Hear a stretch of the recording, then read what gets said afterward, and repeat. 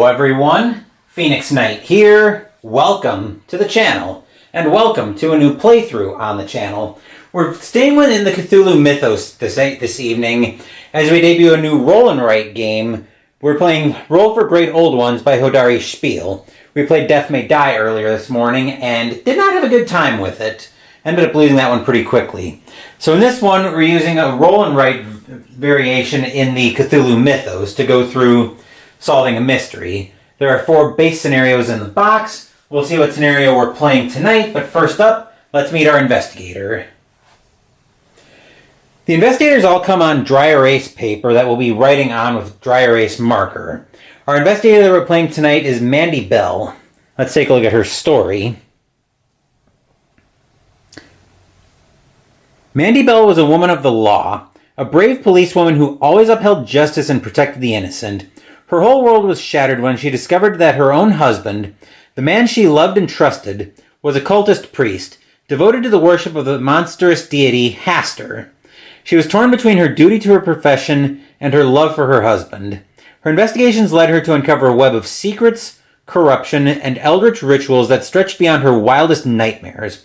The revelation of her husband's true nature shattered her heart and left her questioning everything she knew about him. But Mandy Bell was a woman of steel, and she refused to let her husband's actions go unpunished. She delved deeper into the cult's practices, gathering evidence of their heinous crimes and building a case against them. Her determination and courage inspired those around her to join the fight. Sadly, no officials ever believed her, leaving her no choice but to take action herself. Mandy Bell's heart was forever scarred by the betrayal of her husband, but her resolve never wavered. She continued to serve and protect, her unwavering sense of justice guiding her through the darkness and the unknown. Her story serves as a warning to all that even those closest to us can be corrupted. Her strong mind will never be corrupted, though. We'll flip this over to see our sheet with our special ability. As an investigator in Arkham, you'll face the dark forces of the cultists. By gathering important clues and fighting the cultists, you'll try to prevent the mysterious ritual to awaken a great old one. Close the dark seal to the other world before the ritual is completed. Her special ability, when Mandy gains a weakness, she can instead lose 2 health once to not gain a weakness. We've got our health all here. What are the circles for? I've never noticed those. Well,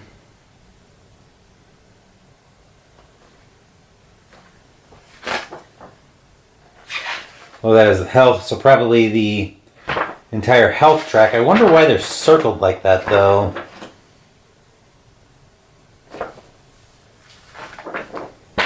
Who knows? But what else we have on here is we've got our experience points, some of the symbology here. When you hit a plus like that, that gives you a free number. A magnifying glass like that lets you discover a clue instantly, and we're going to play on normal difficulty, so we need to get 8 clues to seal away the ancient one. We've got various weaknesses that can cause problems. Our collected clues, which give us free numbers, that icon gives us a skill, then that gives us a health. We've got rerolls that can cause us problems on the sanity track, which is actually the insanity here. That'll affect us on when we have to make sanity checks. We lose when we either go insane or we lose all of our health. Here are our skills that are one-time benefits. Then we've got different ways to recover our soul. Your spirit is battered. Recover and release the stress. As an action, lose instantly a weakness. The numbers that we put on there have to be in a specific sequence. So in this case, I believe recover your soul has to be ascending. Let me just double check here. Recover your soul must be descending. And they have to be descending, so it would be 6, 4, yada, yada, yada. Rest your body. The fight is long and exhausting. Give your body some rest and recharge your batteries. Instantly recover 2 health. All right. Or is that gain instantly 2 health? Oh, that's what it's for. The investigators start with 4 health. So that'll let us gain 2 more health. That's what that's for. Okay, that makes sense. Then healing hands. Teamwork in the face of evil is the key to victory. As an action, any one investigator gains a health, you gain 2 experience. Is that...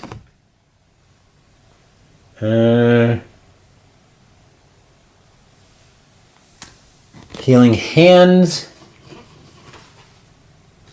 3 different... So that's got to be 3 different odd numbers. So we could use a 3, a 5, and then a 1 or a 3, but the numbers have to be different. Attack cultists. Fight the vile cultists to slow down the progress of the ritual. Once we fill that number, and the star gives us an experience when we fill that, we'll get to roll a d6. Depending on the result, we might get to defeat that many cultists. Executing a special action. Each scenario will have a special action. Transfer here the possible special actions from the selected scenario tableau. These take pairs of numbers, but they have to be equal. Then we can search for clues using any combination of even numbers. Search for essential clues to be able to close your dark seal. Once we fill it up, fill up a set of 4, then we get to roll a die. On a 1, we don't get anything, but looks like we lose a health. On a 2 through 5, we discover a clue. A 6, we discover 2. And that takes even combinations. So basically the same thing as Healing Hands, but with 2, 4, and 6. So that's everything there. Next, let's take a look at the scenario that we're playing. In order for the scenario, let's bring it actually in shot. In order for the scenario to make sense, I need to go through how the turn works before we get into it. So as the dice pool, to build this dice pool for the scenario, we have a d12, a d6, and then 1 d6 per investigator. In this case, we're using 1, so we have 1 extra d6. The d12 will determine which action the cultists will take. You can actually pause it there, and hopefully you can read it. Let's see if we can zoom out a touch. Well, we'll just go through them. If the d12 is a 2 or 5, cultists will recite from the Necronomicon. We'll roll a d6 and add crosses to that equal to the value on the dice.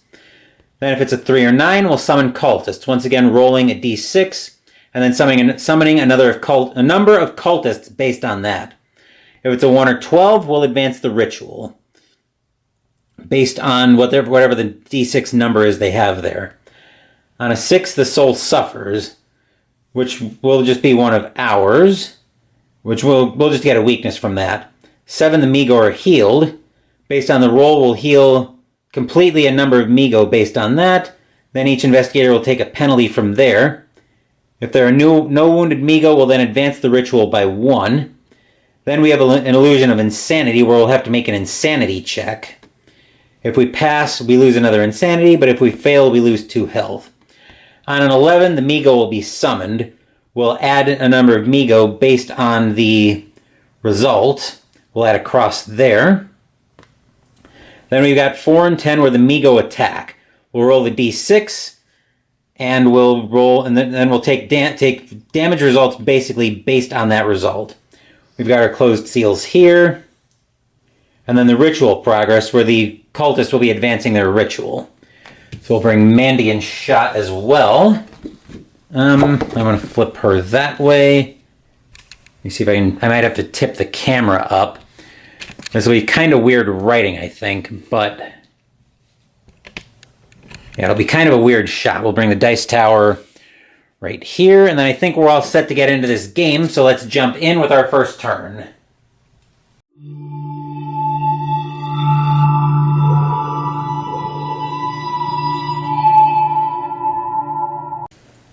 At the start of every turn, we'll advance the ritual by the ritual level, which right now is 1 because that's where we're starting. So we'll put a cross in the ritual progress. Then we'll roll the dice to create the dice pool. So we'll start off with that.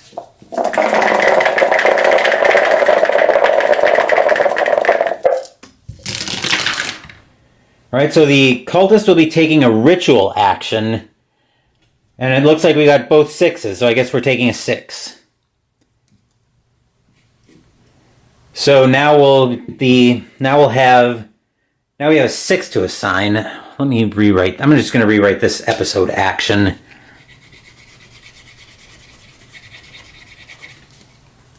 That should be wound 2 Migo for 1.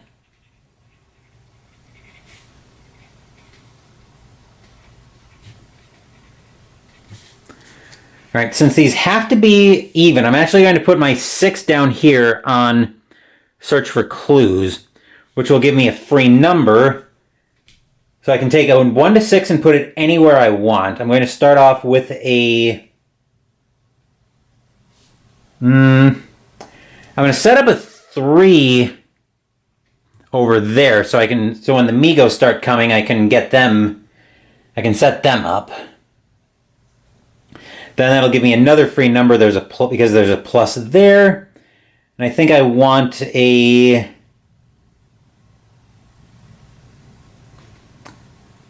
put a rest your body. I'm just going to refresh my memory. Rest your body, want it to be ascending.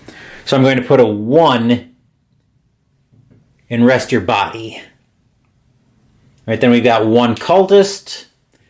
So we activate the cultist, which will be a ritual. So they'll actually re-roll their die, and then we'll advance the ritual based on the roll of the die. A 2 advances the ritual by another 1. Actually, yes. So we'll advance that by another 1. Then we would also have actions of the cultist here, but since we don't have anything up in the actions of the cultist section, we advance through that. Then we would check victory or defeat or cleanup, but we're just going to skip through that since obviously we've just started, so we'll have our next turn already. First, we advance the ritual right now by 1. There's a 2 that we're about to cover up in the ritual progress. That will go in the actions of the cultists to be activated later. So now we'll roll the dice again.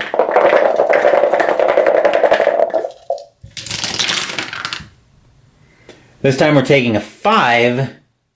So the cultists this time will be taking a... What was a 5? Oh, reciting from the Necronomicon.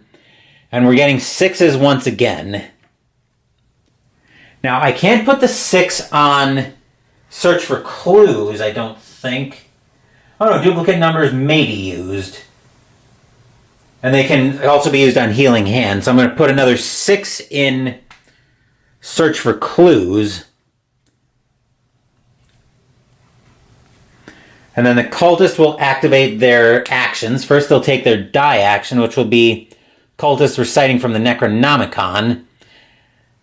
Okay, so we roll this and add crosses equal to the value of the die, which is a 1, so they'll advance only 1 there. That's somewhat fortunate. But then they'll get another crack at it because of the actions of the cultists. So we'll roll the die again. Another 1, so they're advancing slowly through the Necronomicon, but we do need to have a close eye on that. Then we'll cross off the actions of the cultists up top, and then we go into turn 3. As you can see, everything's going to flow very quickly in this video. So, we'll bring that down and roll again.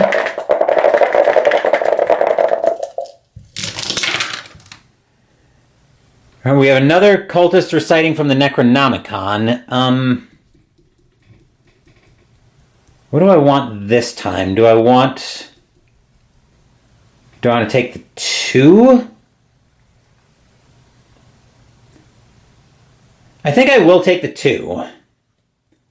They'll have to re-roll the 6. The question is, where do I want to put the 2? And I think I'm going to put that down here, getting another special action ready. We don't have any Migo, but that can't hurt anything. Then we'll take a free number since we covered up a plus, and we'll put that... Recover your soul has to be descending. So we'll put a 6 up here, and then since we're covering up a star, we get to mark off an experience there. That's our action. The cultists are going to activate their dice, which means a 2, so we'll be reciting from the Necronomicon again. So we'll roll this, gaining a 2, which will move an 11 up into the actions of the cultists. 11 was summoning Migo, so now we roll the die to determine how many Migo are getting summoned. A 4 means we're summoning 2 more Migo, which this one will also cost us a health. since we're having to summon 2 Migo. And then we also get to clear out the actions of the cultists up there. And then we go into another turn. Now I might want to try to take out I might want to try to start working on some of these Migo before they cause us problems. Fortunately, we've got a couple of special actions ready to go for that.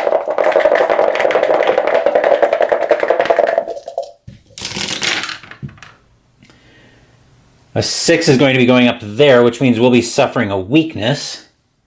And we're getting 1s. So the cultists are going to get a 1. Oh, we forgot to advance the ritual by another 1. So we should be at... Okay, so we should be there. Which means we both have 1s. I can put this 1 anywhere I want it. I think what I'm going to do with it is I'm going to put the 1...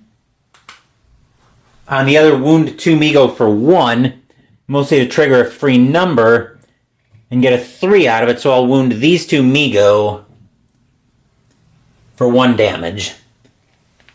Then we're suffering a weakness, so we're going to be rolling on this chart, on our weaknesses chart. They have a lasting impact on you.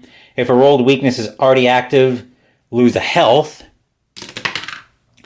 A 6 means we would have to lose 1 health for every insanity we get from now on. We do have the option to lose 2 health, but I'm not going to lose that. So we're just going to take the weakness there. We activated the cultist dice. We don't have any actions of the cultists, so we're into cleanup again. Ritual will advance. We'll go through the victory and defeat you might be seeing on the bottom of the scenario card. We'll go through that when the scenario is actually over. So now I've got two wound 2 Migo actions ready to go. Alright, we're getting a 3 up there, which means we'll be summoning cultists. Question is, do we want the 6 or do we want the 1? The 1 would let us wipe out those 2 Migo, which I think is actually pretty good at this point. Yeah, we'll take the 1. Which will put the 1 here on the wound 2 Migo, which will let us wipe out these 2 cultists, and we won't have to worry, or these 2 Migo, and we won't have to worry about them coming up anymore. Since we've defeated 2 Migo, we get 4 experience, which gives us 2 free numbers. Now the question is, where do I want them? I think we'll put a 1 on attack cultists, and a 4 on Discover Clues, which will give me another free number since I covered up an experience. And I'll take a 2 and I'll put it on Search for Clues, which will give me a roll. I'm actually going to grab an extra D6 so I don't confuse myself. So I'm going to use another D6 to try to search for clues. And here I want to see... I'd like to see a 2 through 5. A 6 would be perfect, but as long as I don't get a 1, I'm happy with that. So, of course, I roll a 1, naturally. So that means I lose another health. I'm down to 2 health now. The cultist dice activates, so we're summoning cultists. We're going to be summoning a number of cultists based on the roll. We're summoning 4 cultists because of a 5. Yikes. 2, 3, 4, 5. That's rather unfortunate. Cultist dice have been activated. We don't have any victory or defeat right now. I'll get that out of the way. Then we clean up. We'll be putting a 4 up in the actions of the cultists to be activated as part of the cultist dice. Then we'll roll for the turn once again.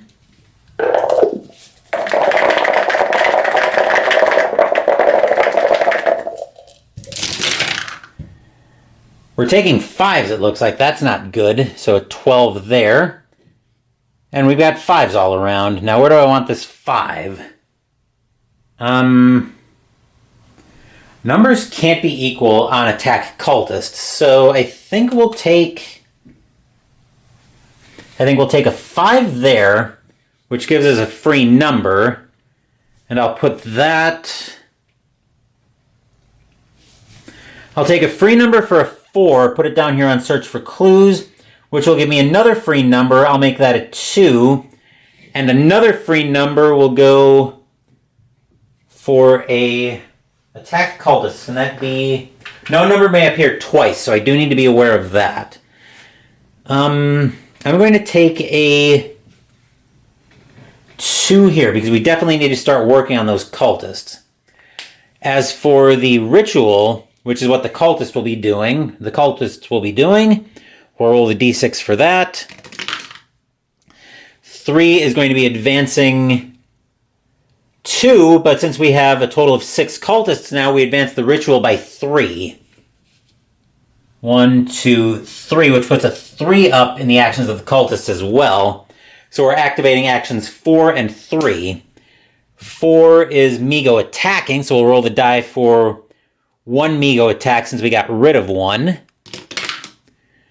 A 2 means we take a damage, a weakness, and summon a cultist. Damage, we'll summon the cultist, and then we'll roll for the weakness. A 5 means we'll be advancing the ritual by 2 if I choose an odd investigator die. That's not great, but I can't afford to lose 2 health to not gain the weakness, so we have to eat that weakness. All right, then we clean up, which means the actions of the cultists get cleared. I'll get that die out of shot. I do apologize for having my arm in shot constantly. It's a bit awkward from either side, I think, to go through the dice, or to go through clearing everything off. We also advance the ritual by 1, since it's still ritual level 1. I definitely need to get some healing going on here, though. Unfortunately, the only way I can set that up is by resting my body, and that needs to be ascending numbers.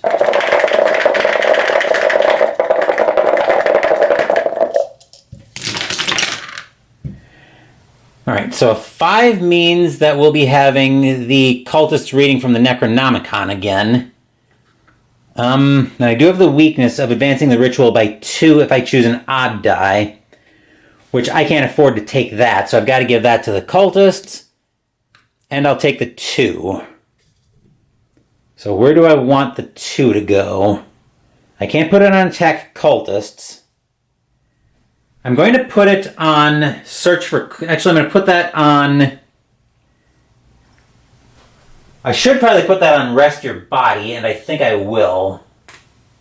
So I'm going to take that as a 2 on rest your body. That'll give me an experience. And then the cultist will be reciting from the Necronomicon, so we'll be adding crosses equal to the result of the die roll, which will be 5 more crosses. That's not good. Which means we'll be putting an 8 in actions of the cultists. 1, 2, 3, 4, 5. So now we have to make an insanity roll, which is just going to kill us, it looks like, no matter how we do this. So we'll roll the d6 for that, or the d6. As long as the die roll is... This die roll will be a 1 anyway. Will be greater than a 1. Actually, it's equal to a 1, so I believe they specify less than or equal to is a fail. The test is not passed if the die value is lower than or equal to. So we actually did fail the insanity roll, which means we take another insanity on the track. That would give us one of our skills, but it will also give us our health. It will also give us our 4th health, which means we have actually lost the game. That seems way too quick for that to happen, but investigators start with 4 health. But yeah, I guess that's a thing that can happen in this game, so we have already lost the game. Actually a quick playing game. I really enjoy this one. I could see getting it out again, and I might actually be comfortable when I pretend I have a social life teaching it, but minor ramble aside, I could probably see this fitting in on a roll and write day that I'm planning for next week. But that will do it for this playthrough of Roll for Great Old Ones. Tomorrow, Mystical Munchies will continue out of the Final Fantasy XIV Ultimate Cookbook with the side, Honey Muffin. There may be a gameplay tomorrow afternoon, but I haven't decided if it's going to be on channel or or if I'm going to keep it off channel. It may be off channel, so I give myself a little bit of time to relax. Sunday, we'll be continuing Christmas in Arkham with Arkham Horror 2nd Edition, as we're down 1 health and 1 sanity against Haster. Monday, I'm shuffling some videos around, but I'll figure out. We'll be playing something on the channel. I'm just not sure exactly what yet. Thank you for watching the video. Please give the video a thumbs up and subscribe to the channel. Be sure to turn on notifications to get my content. Be well, stay safe, take care of yourselves and your loved ones, and I'll be back with more videos in the future. Until then, take care, everyone.